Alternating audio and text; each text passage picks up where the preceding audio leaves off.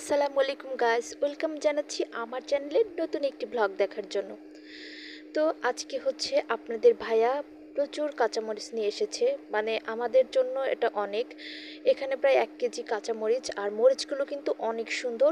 তো এগুলোকে হচ্ছে সুন্দর করে বেছে সংরক্ষণ করার জন্য বের করেছি। আর এগুলো হচ্ছে খুবভাবে মানে সুন্দর করে বোটাটা ফেলে একটা কাগজে মুড়ে রেখে দিব। অনেক দিন হচ্ছে খাওয়া যাবে, নষ্ট হবে না। আর এইদিকে হচ্ছে এটা কাঁকড়া।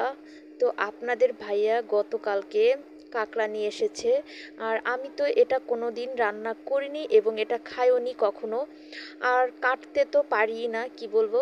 তো যাই হোক, সুন্দর করে কেটে পরিষ্কার করে নিয়ে এসেছে, আজকে সেটাই রান্না করব। আর এদিকে হচ্ছে আমি একটু রেডি হয়ে নিচ্ছিলাম, মানে বাসায় যখন একা থাকি তখন হচ্ছে এভাবেই একটু এমনই করে সময় পার করি। তো সেটাই একটা ক্লিপ আপনাদের সঙ্গে শেয়ার করলাম।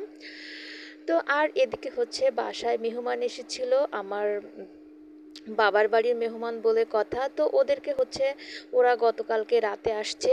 তো এটা হচ্ছে সকালবেলা ওরা আবার চলে যাবে। তো তখন ভাবলাম যে একটু ভিডিও করে নেই। আর আমার সবসময় হয় কি, বাসায় মেহমান থাকলে আমি অনেক কাজে ব্যস্ত থাকি, তখন আসলে ক্যামেরাটা অন করে ভিডিও করার মতো সিচুয়েশন আমার থাকে না, আমি খুব ব্যস্ত থাকি। তো তখন আসলে ভিডিও করা আর হয় না। কিন্তু এই তো মেহমান কিন্তু সকালবেলা খাওয়া দাওয়া করে চলে গিয়েছে। আর হচ্ছে ওরা যেহেতু চলে যাবে, তো আজকে একটু ভোরবেলা ওদের জন্য রান্না করেছিলাম। আর সেটা তো হয়ে গেল, ওরাও চলে গেল। এখন হচ্ছে দুপুরবেলার জন্য একটু নিহারি রান্না করেছি, মানে গরুর পায়া যেটা। তো ওইটা রান্না করেছি, আর হচ্ছে একটু রুটি করেছি, কারণ ছোটো ভাই আছে, ও চলে যাবে। ওর হচ্ছে অপারেশনের জন্য এসেছিল। তো আলহামদুলিল্লাহ আপনাদের সবার দয় ও এখন সুস্থ। তো ও ওর ইয়াতে চলে যাবে, ও যেখানে থাকে মাদ্রাসায় পড়ে ওখানেই চলে যাবে। তো ওর জন্য হচ্ছে একটু রান্না করছিলাম। এখন ও রুটি খেতে চেয়েছিল গরুর পায়া দিয়ে, তো সেটাই হচ্ছে করছিলাম। আর এখানে কিন্তু রুটিটা আমি বানাচ্ছি না, এখানে হচ্ছে আমার আরেকটা ছোট ভাই আছে, সে আর হচ্ছে আম্মু, তো দুজনে মিলে এই রুটি মেকার দিয়ে রুটি বানাচ্ছিল। আর রুটি মেকারটা কিন্তু অনেক দ্রুত রুটি করা যায়, যার জন্য হচ্ছে দুইটা চুলায় দুইটা, একটা হচ্ছে তাওয়া আর একটা ফ্রাই প্যান, তো দুটাতেই রুটিগুলো ছেঁকে নেওয়া হচ্ছে। তো এভাবে কিন্তু অনেক তাড়াতাড়ি হয়ে যায়। আর এদিকে হচ্ছে সকালবেলা সবার খাওয়া হয়ে গিয়েছে।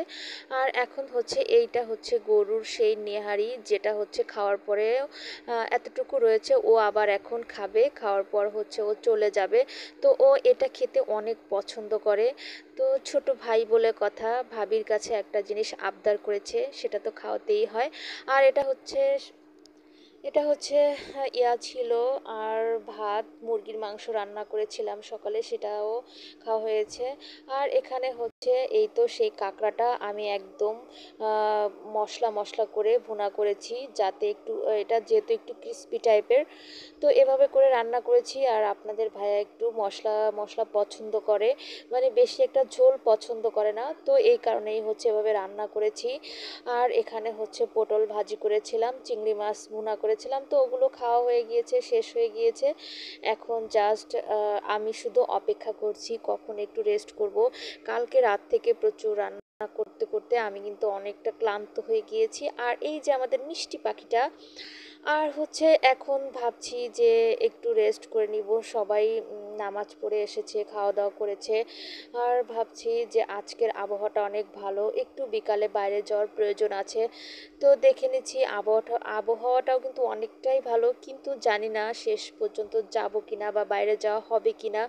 আর যেহেতু শুক্রবার, আপনাদের ভাইয়াও বাসায়, আসলে আমি নিচে সবসময় আমার শাশুড়ির সাথেই যাই বা আম্মুর সাথে যাই, কিন্তু আম্মু আজকে নাও যেতে পারে, সবাই একটু টায়ার্ড আছে। তো জানি না যেতে পারবো কিনা। তো যাই হোক, এই হচ্ছে আজকে আমার ব্লগটি। ভালো থাকবেন, আল্লাহ হাফেজ।